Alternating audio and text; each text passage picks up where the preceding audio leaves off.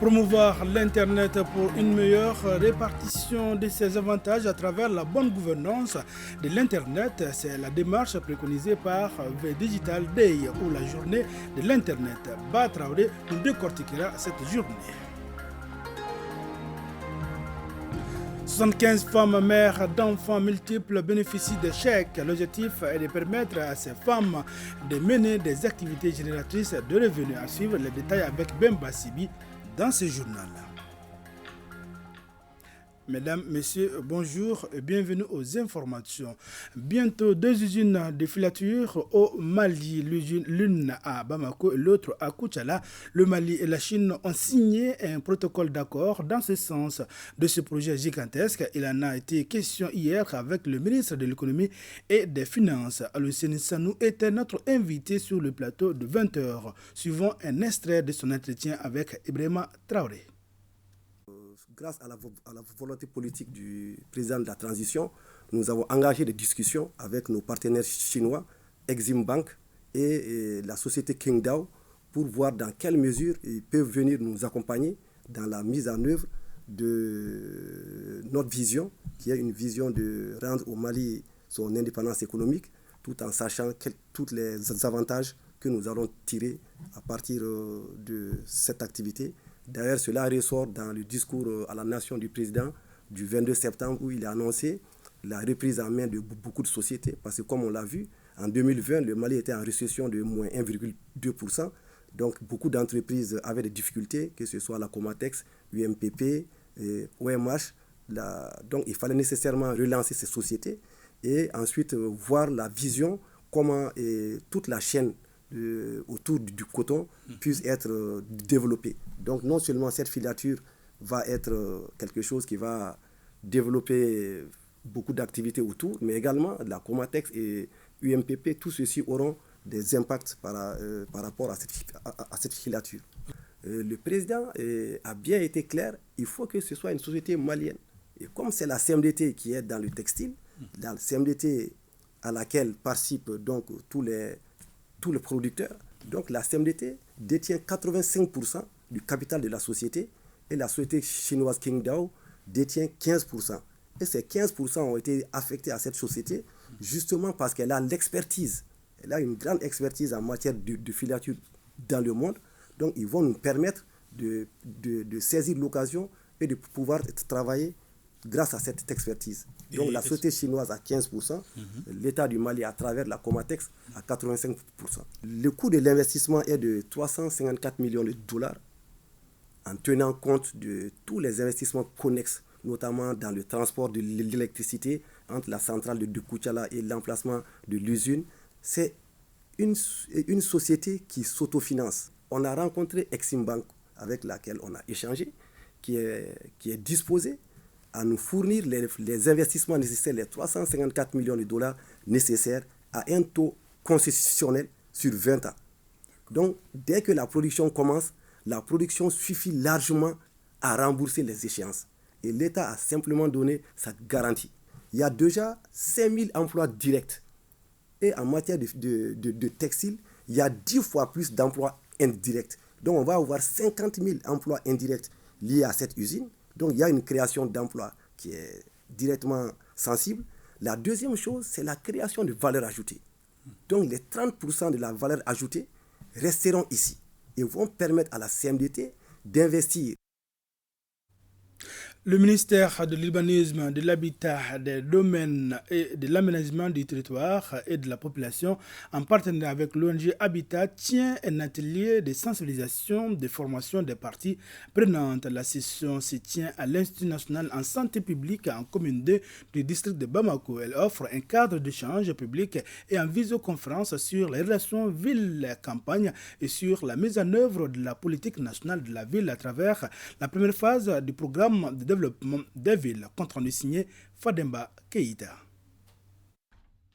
Par visioconférence, les experts d'ONU Habitat se chargent de la présentation, les relations ville-campagne, les politiques urbaines nationales en tant qu'outil de mise en œuvre du nouveau programme pour les villes. Les thématiques en plénière et par visioconférence seront suivies de discussions entre participants sur la compréhension des thèmes exposés. ONU Habitat s'engage à accompagner l'évaluation de la première phase du programme national de développement des villes PRODEV, l'élaboration de la deuxième phase du PRODEV, la production des lignes directrices pour la mise en œuvre de politiques nationales et internationales dans le contexte actuel du Mali, l'organisation d'un forum urbain national. L'atelier est surtout un espace de partage d'expériences des différents participants sur l'efficience et la pertinence des politiques urbaines nationales. Le département en charge de l'urbanisme en partenariat avec ONU Habitat et l'Agence andalouse de coopération internationale pour le développement organise cet atelier dans le cadre de la mise en œuvre de nouveaux programmes pour les villes par la politique nationale et infranationale et le renforcement des relations ville-campagne. Cette initiative salvatrice est rendue possible grâce à l'appui technique et financier d'ONU Habitat et de l'Agence andalouse de coopération internationale. La synthèse et les recommandations qui seront formulées doivent contribuer à la création d'une plateforme d'apprentissage et d'échange sur les bonnes pratiques visant à promouvoir l'urbanisation durable de nos villes. Promouvoir l'Internet pour une meilleure répartition de ses avantages, voilà l'objectif de V Digital Day ou la journée de l'Internet. Cette journée a comme thème la bonne gouvernance de l'Internet. Elle est organisée par e-Telecom Corporation et c'est en partenaire la NRS, Number Resource Society. Ba Traoré. L'Internet est profondément ancré dans nos mœurs au quotidien et selon la Direction générale de l'économie numérique, en 2020, plus de la moitié de la population mondiale est connectée à un réseau. Il faut donc œuvrer à ce que les avantages de cet outil universel ne soient pas un monopole pour une minorité. C'est pourquoi la société e-Telecom Corporation et son partenaire, la NRS, Number Resource Society, organisent un Digital Day sous le thème « La bonne gouvernance de l'Internet ». C'est pour sensibiliser tous les acteurs qui sont qui sont autour du monde de l'Internet, qui maintenant de nos jours, on ne peut rien faire sans Internet. Donc on se doit cet outil qui est devenu indispensable à nos vies pour que les gens puissent en savoir davantage et les sensibiliser pour qu'ils puissent vraiment tenir quelque chose de bon. Pour rendre Internet plus accessible à tous et pour montrer que Internet doit être la chose la mieux partagée par tous les membres de l'activité Internet, mais aussi pour la transparence d'Internet. Le représentant du ministre en charge de l'économie numérique insiste sur la nécessité d'instaurer un climat de confiance pour la stabilité et la sécurisation du cyberespace. La priorité pour le futur d'Internet, c'est la préservation des potentialités de création, d'invention et de développement économique du réseau. Ce qui rend ce réseau unique, c'est cette capacité à permettre à chaque talent, quels que soient ses moyens, la langue dans laquelle il s'exprime, de rencontrer une audience universelle et c'est aussi le caractère unique profondément transformant de cette innovation. Plusieurs acteurs du monde de l'Internet participent à cette journée d'échange. L'idée est de la pérenniser selon son organisateur principal. L'élan de solidarité continue en faveur des déplacés du centre mobilier de Sogonugo. Ce jeudi, l'ONG Ephrata et ses partenaires viennent de leur remettre des kits alimentaires. L'objectif est d'alléger les souffrances des bénéficiaires, nous dit Suleiman Sidibé. L'ONG Ephrata et ses partenaires Silfrance et Turfundo volent au secours des déplacés logés au centre mobilier de Sogoninko. C'est à travers une opération d'assistance alimentaire en faveur de 95 ménages des déplacés installés sur ces lieux. Ce que nous avons pu trouver, c'est à peu près du riz, donc une certaine quantité de riz, une certaine quantité d'haricots, il y a une certaine quantité de petits milles, donc de l'huile, du sucre et du savon. Donc ça, c'est les kits alimentaires et non alimentaires qu'on donne. Dans le cadre de l'assainissement aussi, Ephrata en tant qu'association, nous mobilisons nos membres et nos volontaires de temps en temps pour venir nettoyer le site, mais aussi les fosses septiques, donc faire la vidange de ces fosses septiques pour les questions d'hygiène. Les bénéficiaires n'ont pas dissimulé leur satisfaction et ont formulé des bénédictions.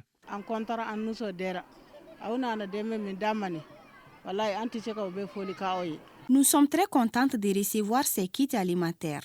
Nous remercions les donateurs et nous prions le Tout-Puissant de sauver notre pays contre ses ennemis. L'opération, qui est à sa 2e édition, entre dans le cadre du projet d'urgence de l'ONG. Projet d'appui à l'augmentation des revenus des femmes et de restauration des droits fondamentaux des enfants a remis ce jeudi des chèques à 75 femmes mères d'enfants multiples. L'objectif est de permettre à ces femmes de mener des activités génératrices de revenus. On en sait plus avec Bemba Sibi.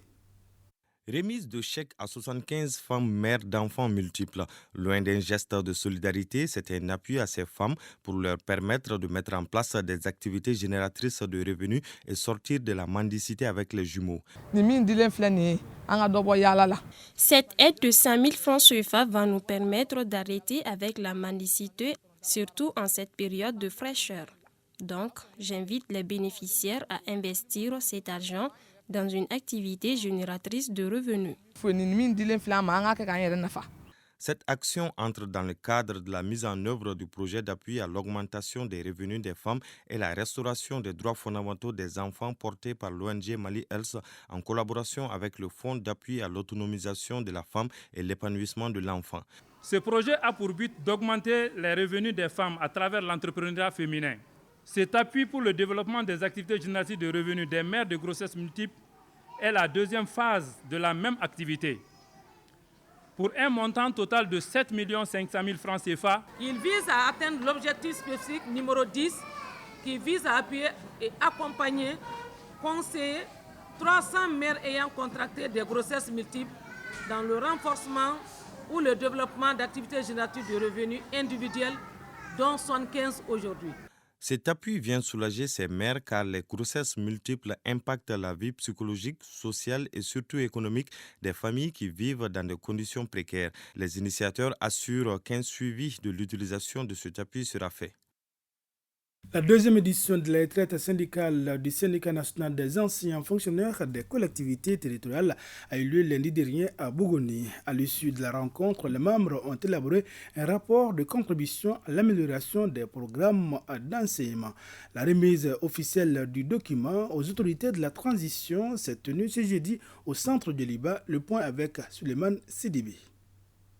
C'est un document de 28 pages que le Syndicat national des enseignants fonctionnaires des collectivités territoriales vient de remettre aux autorités de la transition. Il s'agit du rapport de la retraite syndicale tenu du 19 au 21 septembre 2022 à Bougouni. La refonte du système éducatif, quelle place pour les programmes enseignés? Le choix de ce thème vise d'une part à prendre en charge un des objectifs assignés à la transition, à savoir la refonte du système éducatif, et d'autre part, à porter une analyse approfondie sur le programme d'enseignement. Le représentant du ministre de l'Éducation nationale rassure le syndicat que les propositions faites dans le document trouveront une oreille attentive auprès des autorités. On a l'habitude de voir les syndicats dans l'espace des revendications, rarement sur le ring des propositions pour faire évoluer positivement le système éducatif malien. Pour ça seulement, on doit remercier nos camarades de ce syndicat. Deuxième du genre, la retraite syndicale est une activité phare du SYNFCT. Elle permet d'échanger sur la santé de l'école malienne. Direction la cité des Askia à Gao, l'on a célébré ce mardi la journée internationale des droits de l'enfant. Les tout-petits, pour cette occasion, les tout-petits se sont mobilisés à la direction régionale de la promotion de la femme, de l'enfant et de la famille. Les discours de plaidoyer pour rappeler la nécessité de protéger les enfants et préserver leurs droits, les jeux et des sketchs ont marqué la journée. Compte rendu signé Rakiatou Touré. Le Mali est l'un des premiers pays à ratifier la Convention relative aux droits de l'enfant, ce qui justifie la célébration de la Journée internationale des droits de l'enfant le 20 novembre de chaque année. Gao n'est pas resté en marge de l'événement. Et l'espace réservé aux enfants dans la cour de la direction régionale en charge de l'enfant a servi de cadre pour plaider en faveur des droits de l'enfant. Nous avons célébré sous le thème national qui dit pour chaque enfant, participation, égalité des droits et inclusion. Les enfants ont joué le rôle de journalistes. C'est les enfants qui ont fait office de maître de cérémonie. Les enfants ont fait les jeux traditionnels qu'on connaît. Des partenaires techniques et financiers comme l'UNICEF, la MINUSMA, la Croix-Rouge malienne se sont joints aux enfants et autorités administratives pour magnifier cette journée. Ça a permis de rappeler les textes qui régissent les droits à cette journée, donc à tous les partenaires et leaders communautaires et autres enfants de comprendre l'importance de cette journée. D'énormes efforts ont été réalisés dans le cadre de la protection des droits de l'enfant. Dans le domaine du développement, au niveau des écoles, quant à la survie globale, on observe une baisse continue de la mortalité des enfants. Cette journée célébrée sous le thème « Pour chaque enfant, participation, égalité de droits et inclusion » a été marquée par des jeux, remise des cadeaux aux enfants et la prestation des artistes. La direction régionale de l'assainissement, du contrôle des populations et des nuisances de Tombouctou, en collaboration avec les ONG partenaires, a célébré la journée mondiale des toilettes. Cette 13e édition est placée sous le thème eau souterraine et assainissement de la cité des Askia, et bien de la cité des 333 saints de Tombouctou, les récits de Hamou Smeila. L'inauguration des 2 toilettes d'urgence dans le secteur de Boukiyat dans la ville de Tombouctou constitue l'un des moments forts de la célébration de cette journée mondiale des toilettes en 6e région. Cette 13e édition est placée sous le thème eau souterraine et assainissement. L'objet de la journée mondiale des toilettes est de réaffirmer l'engagement du gouvernement et de ses partenaires à soutenir la promotion des toilettes. Occasion mise à profit par les ONG intervenant en la matière de faire les points de la situation dans le cadre de la lutte contre la défécation à l'air libre. En effet, 46% des ménages urbains contre 22% des ménages ruraux et encore 51% des plus riches contre 9% les plus pauvres utilisent des installations améliorées selon le dernier rapport du programme de suivi conjoint OMS-UNICEF. Malgré les efforts consentis, les questions de toilettes restent toujours un défi majeur pour que chaque ménage au niveau rural ou urbain ait une toilette. Le représentant du gouverneur a invité les populations de la région à adopter les bonnes pratiques d'hygiène. L'absence de toilettes au domicile de nombreuses familles a un impact néfaste pour la santé, la dignité de l'homme, la sécurité et le développement économique. Une remise des kits d'hygiène à quelques établissements scolaires de la ville a mis fin aux activités de cette édition à Tombouctou. Un mot de sport avant de boucler ce journal. La Coupe du Monde Qatar 2022, la deuxième journée des matchs de poule continue. Ce matin, dans le groupe D, la Tunisie a été battue 1-0 par l'Australie. À suivre sur ORTM 2 en direct, la rencontre entre la France et le Danemark à partir de 16h. C'est donc tout pour ce journal. Merci de l'avoir suivi. À demain, Inch'Allah, pour l'édition de la mi-journée. Au revoir.